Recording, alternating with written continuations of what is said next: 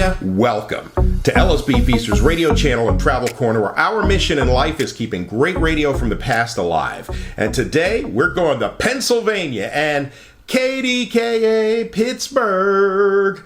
Hard to believe the station signed on about 100 years ago if you're watching this in 2020. They began life in 1916 as an experimental station. But then in October 1920, they went to the government for the nation's first commercial broadcast license. They got it, and then on November 2nd, 1920, KDKA went on the air at 8 p.m. and began broadcasting presidential election returns. And radio, as we know it today, was born. After 100 years, KDKA is still one of the top stations in Pittsburgh, and it's been through several different incarnations. I mean, originally it was a local station, then it went to being a network station carrying all the network shows and comedies and dramas. In the 1950s, it evolved into an MOR station, you know, keeping people updated with the news, but playing a lot of the softer songs of the day. And then in the 1970s, it started evolving into a talk and information station, which it remains today. And what we have for you today is something cool. It's a broadcast from November 2nd, 1985, as KDKA celebrates its 65th anniversary. So kind of nice to take a look back, especially right now that we're taking a look back at KDKA celebrating its 100th birthday. Anyway, if you like what you hear, feel free to give it a thumbs up, subscribe to the channel if you like it, and feel free to smack that bell. When you do, you'll be notified whenever we post anything new. All right, let's go back to November 2nd, 1985, as we celebrate KDKA's 65th anniversary. Soon, radio's dominance would be challenged by a rowdy newcomer. Ironically, thanks to Westinghouse developments in the lab, television was quickly becoming a significant challenge to radio. Families with a strange new box in their living rooms became host to entire neighborhoods as folks gathered before the flickering tube to see Uncle Milty or another popular show on the black and white screen. Oh, well, howdy, doody, kids, and howdy, Buffalo Bob. Well, howdy, Mr. Doody, and boys and girls at home and kids in the gallery, let's go. But strangely, radio welcomed the competitor, as KDKA's Bill Steinbach recalls. It was an amazing thing to hear radio stations advertising television shows that were going to be on the air that night.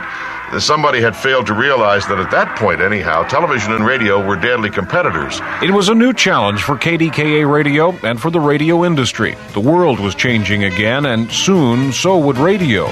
In Pittsburgh, the new WDTV, Channel 2, signed on in 1949. And in every household, the big radio sets in the family room were replaced by the big television sets. And radios moved into the kitchen, the bedroom, the car. Radio became portable. And instead of listeners coming to the radio went to where the listeners were.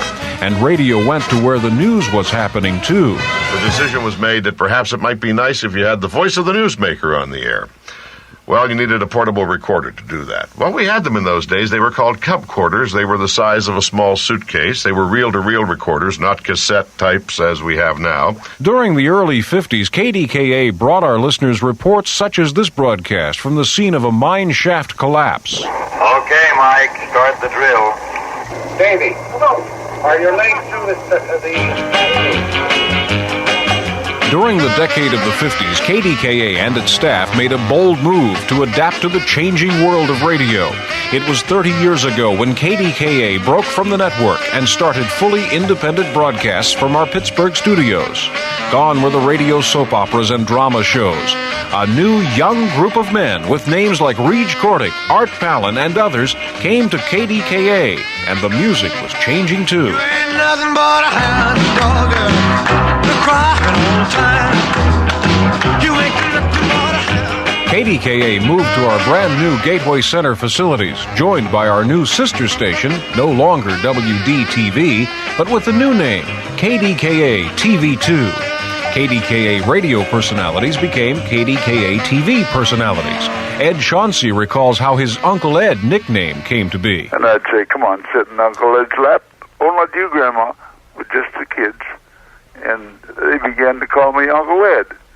And that's where it happened on television, you see. It was 1954, and Reg Cordick took over. Well, there was Carl Hardman, Bob Troe, and marvelous engineer Bill Steffen, and a number of other people, Sterling Yates, Charlie Swords, and Bob McCulley did a lot of the writing.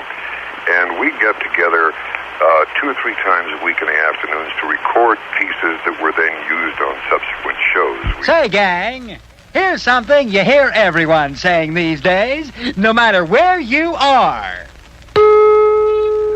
At the baseball game. Well, sure, I'd love to wear Bermuda shorts, but my knees are too bony. In the operating room.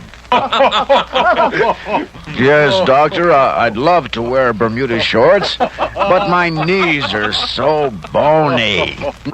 Cordick and Company, forerunners of today's K-Team. Well, the same thing happened to the pioneering souls at the Cordick and Company Research Labs, and that's what led to their great invention, Bermuda knees. With each of the characters, I was always the straight man. I enjoyed being a straight man. And with each of the characters, I had a different attitude. For instance, since you mentioned carbon monoxide, he was a punster. And my attitude toward Carmen was that he bored me to tears. You know, just leave me alone. Oh, good morning, Carmen. My, you're looking very effervescent. Well, Ray, did you ever see me when I ever wasn't? Boy,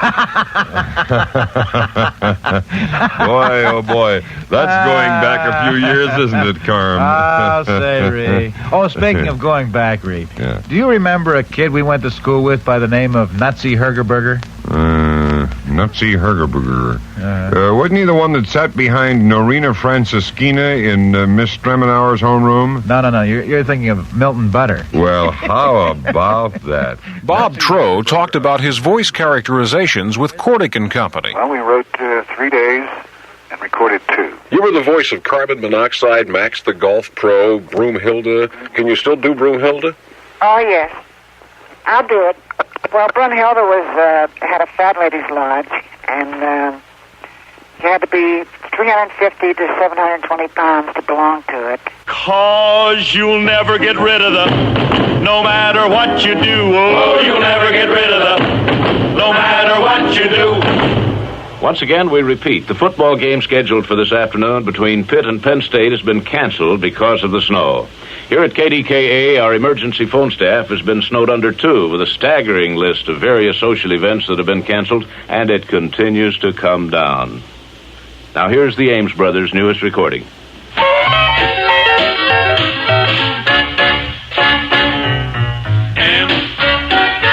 I say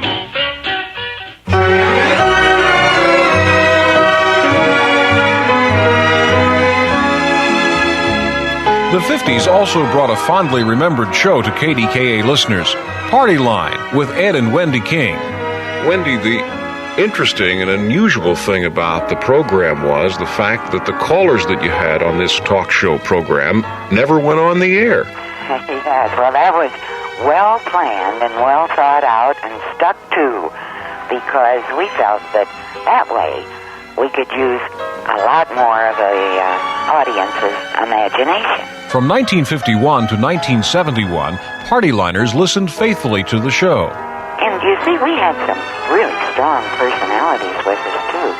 People like Sterling Yates and Tom Bender and Adam Lynch and Paul Long and Al McDowell. Bill Burns stopped in once in a while. Meanwhile, Bob Prince was up in the booth calling it as he saw it. Anything that Jim and I have witnessed in this season absolutely at this moment pales into insignificance.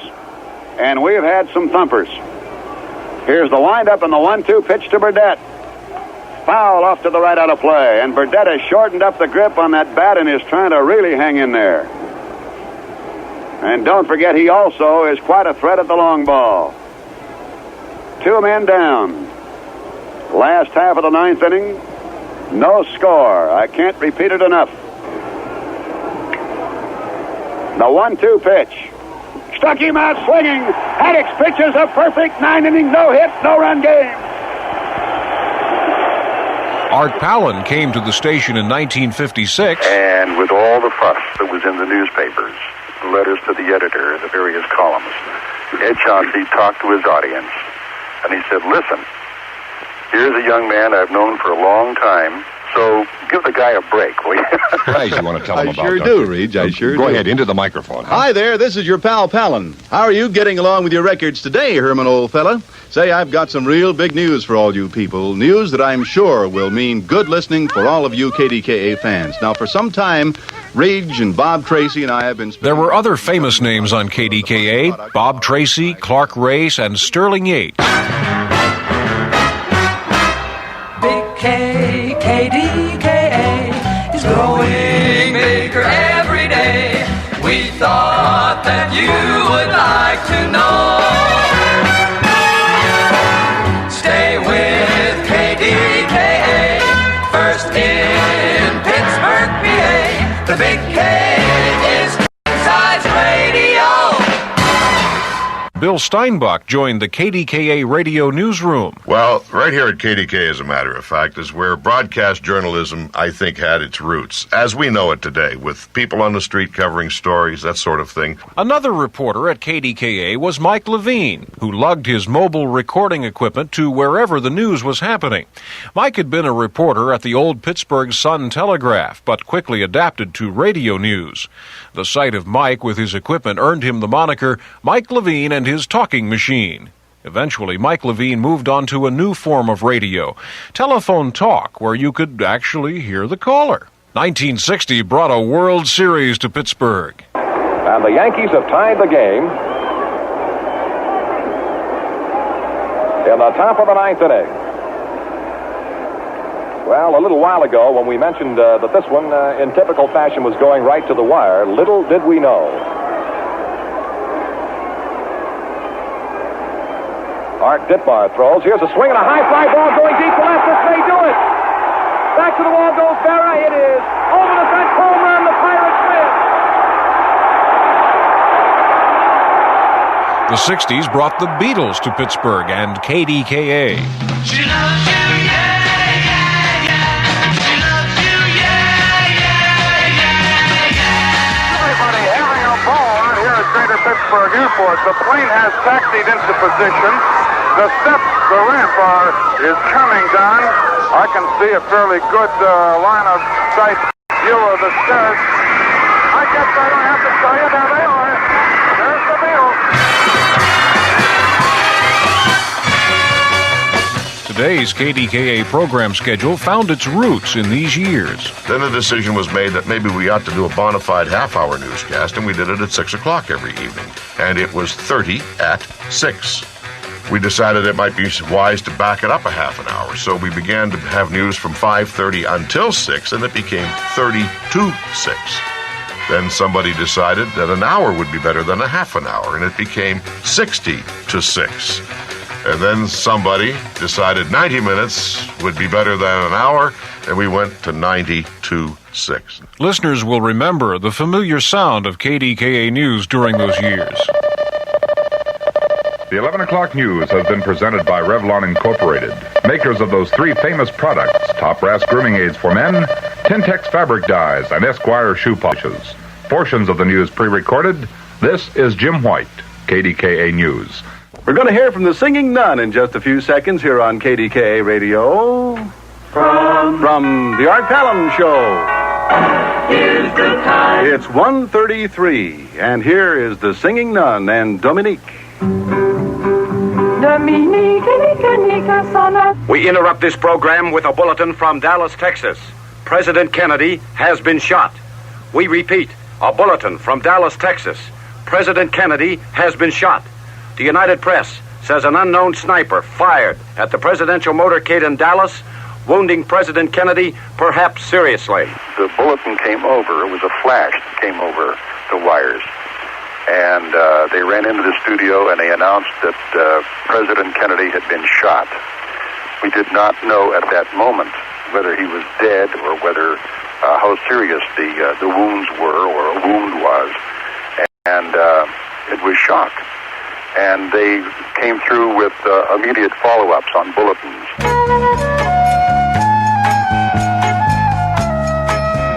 And the 60s brought more changes to KDKA radio. Reg Kordick moved toward new opportunities. I had an opportunity to come out here to KNX, CBS radio, and that wasn't quite as much fun as KDKA was, and I think I had just burned myself out, really, in the years. Sterling Yates had created a new form of Sunday morning radio show, carried on today by our own Trish Beatty. Sterling Yates' final Sunday morning show on KDKA. Well, so now Eddie Arnold said there it's got to be getting time. And it has got to be getting time. I could go from now to 5 o'clock, really, and thank all the people who have been so kind and cooperative and have helped me. And,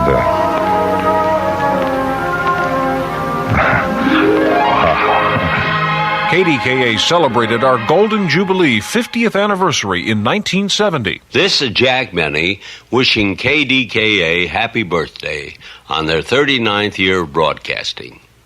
And anybody who says KDKA is 50 years old is lying. They wouldn't dare start without me. KDKA Pittsburgh. Listen to what we started. From the Gateway Center in the heart of the Golden Triangle in beautiful downtown Pittsburgh, this is Steve Allen asking the musical question, how's your Clyde? Seriously, congratulations on KDKA's Golden Jubilee. And there were more changes for KDKA listeners. Ed and Wendy King's party line signed off in 1971. And John Cigna came to KDKA as the new 9 to midnight talk host. The other place I worked at, across the street, which I won't mention any callers, WJAS, they were changing from their talk and news and sports format to rock. And I didn't want to work there. So I was going to go out to California and work in San Francisco. I didn't have any job, but I figured I could get a job in San Francisco when Alan Mitchell, who was then the program manager here, called me in March and asked me if I'd like to come over here and work. And I said, Alan, that would be great because my kids aren't out of school yet. If I could work at KDK till June, this was March of 73, till June, that's beautiful. I won't have to pull them out of school, and then I can go to San Francisco. That was 1973, and I'm still here.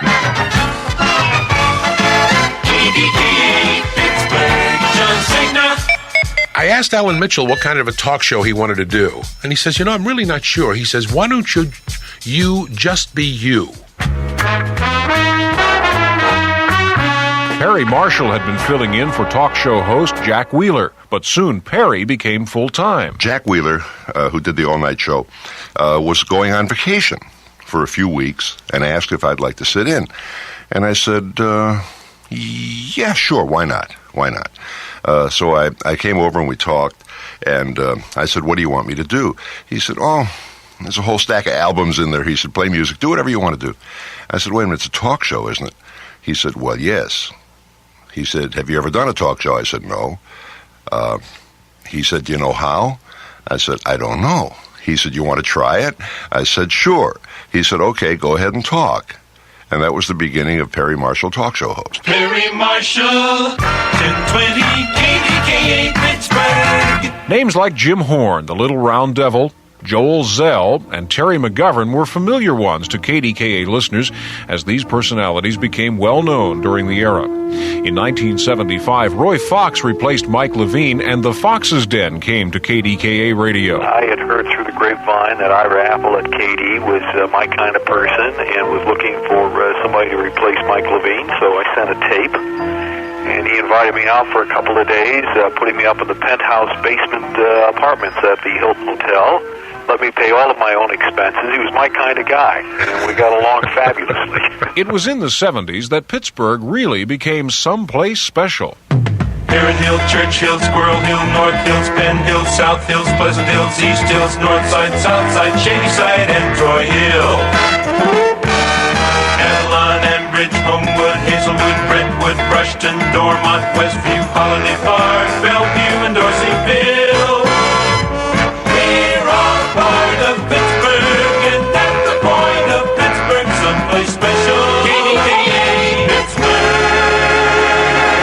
This is the Fox. Wherever I go around the Pittsburgh area, people come up and talk about me and the rest of the people here at the station and what we do at KDKA for the rest of Pittsburgh. But you know, I've worked at a lot of places, a lot of big cities, a lot of big radio stations and good talent, and it just doesn't come together. I think the key to the whole mystery is because of people like you. KDKA Pittsburgh, because of people like you. KDKA brought a new symbol to someplace special, a rainbow. And a new mobile studio called the Incredible Rainbow Machine allowed us to take our studio anywhere. Quite an improvement over that makeshift shack in East Pittsburgh that we used in 1920.